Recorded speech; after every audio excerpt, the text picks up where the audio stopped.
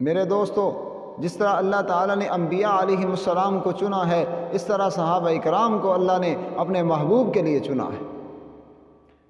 اس کی دلیل اولئک الذین امتحن اللہ قلوبہم للتقوی ہے کہ اللہ تعالیٰ نے صحابہ اکرام کا امتحان لیا، پھر ان کو پاس کیا، رضی اللہ عنہم ورضوا عنہ کا سرٹیفکیٹ جاری کر دیا کہ میں ان صحابہ سے راضی ہوں اور یہ صحابہ مجھ سے راضی ہیں۔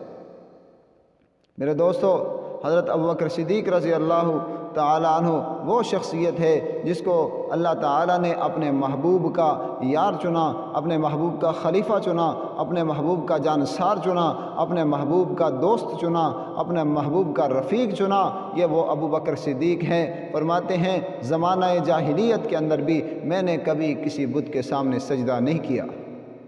حالانکہ وہ زمانہ جاہلیت ایسا زمانہ تھا کہ لوگ جا کر بتوں کے سامنے سجدہ کیا کرتے تھے۔ بیت اللہ جو اللہ کا گھر ہے، اللہ کا محبوب گھر ہے، جہاں اللہ کی تجلی اترتی ہے، وہاں ان لوگوں نے 360 بت رکھے ہوئے تھے اور جا کر ان سے اپنی مشکلوں کو حل کرواتے تھے اور ان سے جا کر مانگتے تھے، ان کے سامنے سجدہ کرتے تھے۔ لیکن ابوبکر صدیق فرماتے ہیں میں نے زمانہ جاہلیت کے اندر بھی کبھی کسی بت کو سجدہ نہیں کیا ہے۔ اسلام سے پہلے کا واقعہ سناتے ہیں، کہتے ہیں کہ میرے والد نے ایک دن مجھے پکڑ کر اس کوٹری کے اندر بند کر دیا جہاں بت رکھے ہوئے تھے، کہا کہ مجھے بند کر دیا، میں قید کے اندر ہوں، وہاں بت پڑے ہوئے ہیں، میرے سامنے وہ بت پڑے ہوئے ہیں۔ حضرت ابوبکر کہتے ہیں میں نے اس بت کو کہا کہ مجھے بھوک لگی ہے، کوئی جواب نہ آیا۔ میں نے کہا مجھے کپڑوں کی ضرورت ہے، کوئی جواب نہ آیا۔ حضرت ابوبکر صدیق کہتے ہیں کہ میں نے اس وقت وہ پتھر اٹھایا، ایک پتھر اٹھایا اور اٹھا کر ان بتوں کو پاش پاش کر دیا کہ تم تو کسی کام کے نہیں ہو اور قوم نے تمہیں خدا بنا رکھا ہے۔ اور فرماتے ہیں حضرت عائشہ صدیقہ عفیفہ مطہرہ رضی اللہ عنہا سے مروی ہے کہ میرے والد حضرت ابوبکر صدیق نے کبھی زمانہ جاہلیت کے اندر شراب کو نہیں پیا،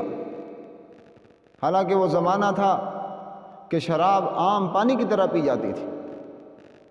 بعد میں جب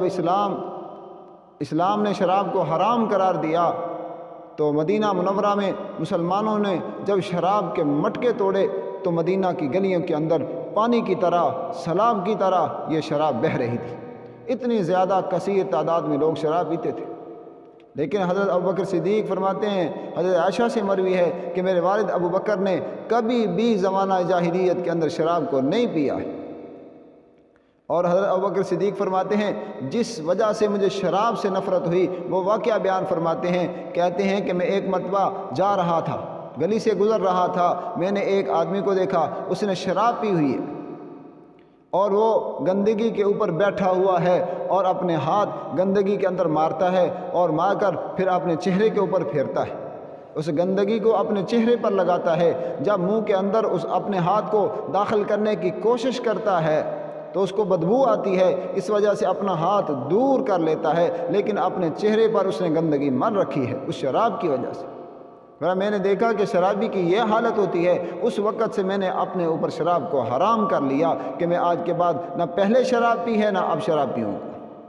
یعنی زمانہ جاہلیت کے اندر بھی ابوبکر صدیق نے کبھی شراب نہیں پی ہے۔ اور حضرت ابوبکر صدیق رضی اللہ تعالی عنہ اسلام لانے سے پہلے، یعنی حضور صلی اللہ علیہ وسلم کے اعلان نبوت سے پہلے بھی میرے نبی حضرت محمد مصطفیٰ صلی اللہ علیہ وسلم کے دوست تھے، آپ کے رفیق تھے۔ جب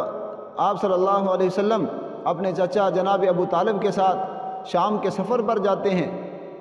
تو راستے میں ایک جگہ ایک راہب نے حضور صلی اللہ علیہ وسلم کو پہچان لیا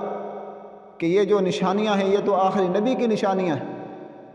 جناب ابو طالب کو بلایا اور بلا کر کہا آپ یہاں سے واپس بھیج دیں، اگر یہ شام میں چلے گئے تو ہو سکتا ہے وہاں اہل کتاب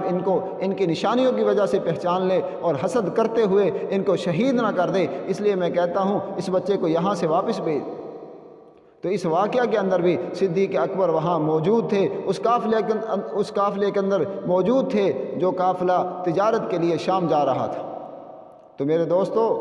اس طرح نبی علیہ الصلاۃ والسلام کے جو ساتھی تھے اللہ تعالیٰ نے ان کو چن رکھا تھا۔